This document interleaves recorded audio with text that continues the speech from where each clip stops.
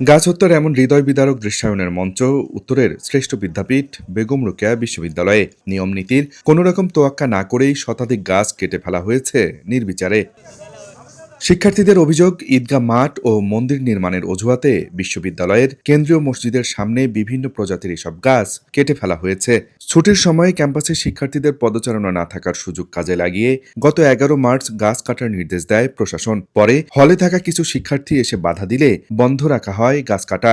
সম্পূর্ণ অনিয়মের ভিত্তিতে এই গাছগুলো কাটানো হয়েছে এবং আমরা দেখছি যে সামান্য কিছু টেন্ডার দিয়ে এই বিশ্ববিদ্যালয়ে গাছ কাটার একটি মহা উৎসবে পরিণত করা হয়েছে। সুতরাং শিক্ষার্থীরা এই কাজটিতে অত্যন্ত ক্ষুব্ধ। গাছ যদি কর্তন করতেও হয় তো সেটা একটা নির্দিষ্ট দিক চিন্তা করে বিবেচনা করে যে আমার এই কয়টা গাছ কাটলে আমার এই একটা কার্যক্রম করতে পারবো। তো সেই থেকে আমার একটা থাকবে যে আমরাও যদি উন্নয়নের দিকেও যাই, উন্নয়নটা যেন পরিবেশ কেন্দ্রিক ন্যাচারাল সলিউশন টাইপের উন্নয়ন হয়। বিশ্ববিদ্যালয়ের শিক্ষার্থীরা নেই, এই কেউ প্রতিবাদ করতে পারবে না, এই সুযোগটাকে তারা কাজে লাগানোর চেষ্টা করেছিল।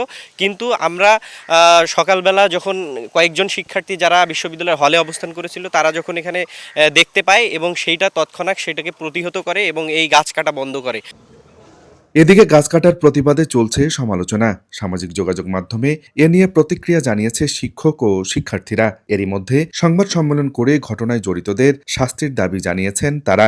আর বিশ্ববিদ্যালয়ের প্রাণ প্রকৃতি রক্ষায় নির্বিচারে এসব গাছ কাটা বন্ধের দাবি পরিবেশবাদীদের। বিশ্ববিদ্যালয় প্রশাসনের বিধি নিয়ম উপেক্ষা করে প্রশাসনমূলকভাবে নির্বিচারে গাছ কর্তনকে আমরা সম্পূর্ণ অযৌক্তিক, পরিবেশ বিরোধী এবং দায়িত্বহীন সিদ্ধান্ত হিসেবে বিবেচনা করি। ঘটনার সঙ্গে জড়িত ব্যক্তিদের বিরুদ্ধে দেশে প্রচলিত আইন অনুযায়ী প্রয়োজনীয় ব্যবস্থা গ্রহণ করতে হবে। প্রশাসনের সিদ্ধান্তের সঙ্গে গাছ কাটার কোনো সম্পর্ক নেই। আবার টেন্ডার যেটা হয়েছে, আবার প্রশাসনের বিবৃতি যেরকম, সব কিছুর মধ্যে আমরা দেখছি যে কোথাও একটা অনিয়ম হয়েছে, কোথাও একটা সিদ্ধান্ত লঙ্ঘন করে গাছ কাটা হয়েছে। তাহলে এসব কিছুর সঙ্গে যারা যুক্ত আছে, জড়িত আছে, তাহলে সেই জড়িতদের আসলে খুঁজে বের করতে হবে।